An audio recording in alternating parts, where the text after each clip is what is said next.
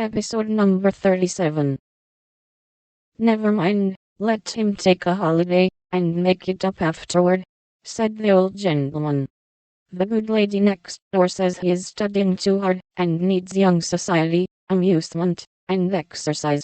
I suspect she's right, and that I've been cuddling the fellow as if I'd been his grandmother. Let him do what he likes, as long as he is happy.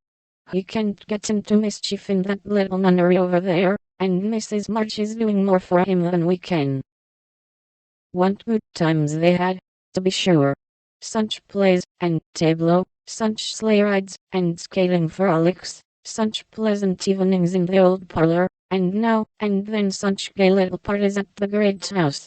Meg could walk in the conservatory whenever she liked, and revel in bouquets. Joe browsed over the new library voraciously, and convulsed the old gentleman with her criticisms. Amy copied pictures, and enjoyed beauty to her heart's content, and Laurie played Lord of the Manor in the most delightful style.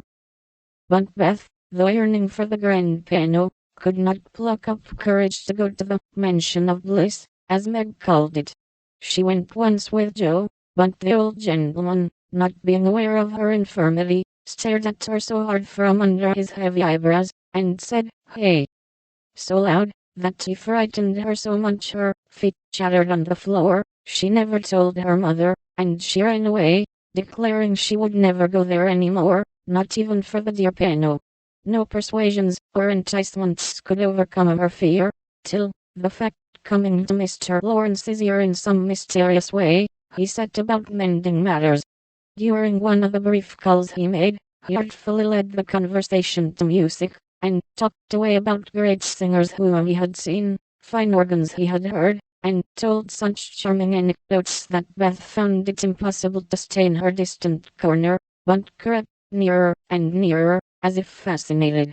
At the back of his chair she stopped, and stood listening, with her great eyes wide open, and her cheeks red with excitement of this unusual performance. Taking no more notice of her than if she had been a fly, Mr. Lawrence talked on about Laurie's lessons and teachers.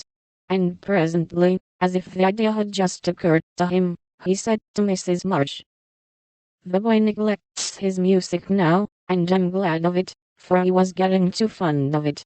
But the piano suffers for want of use.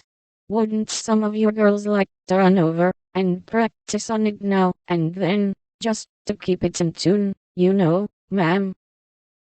Beth took a step forward, and pressed her hands tightly together to keep from clapping them, for this was an irresistible temptation, and the thought of practicing on that splendid instrument quite took her breath away. Before Mrs. March could reply, Mr. Lawrence went on with an odd little nod and smile. "They needn't see or speak to anyone, but run in at any time. For I'm shut up in my study at the other end of the house. Laurie's out a great deal, and the servants are never near the drawing room after 9 o'clock. Here he rose, as if going, and Beth made up her mind to speak, for that last arrangement left nothing to be desired. "Please, tell the young ladies what I say, and if they don't care to come, why, never mind." Here a little hand slipped into his, and Beth looked up at him with a face full of gratitude, as she said, in her earnest yet timid way,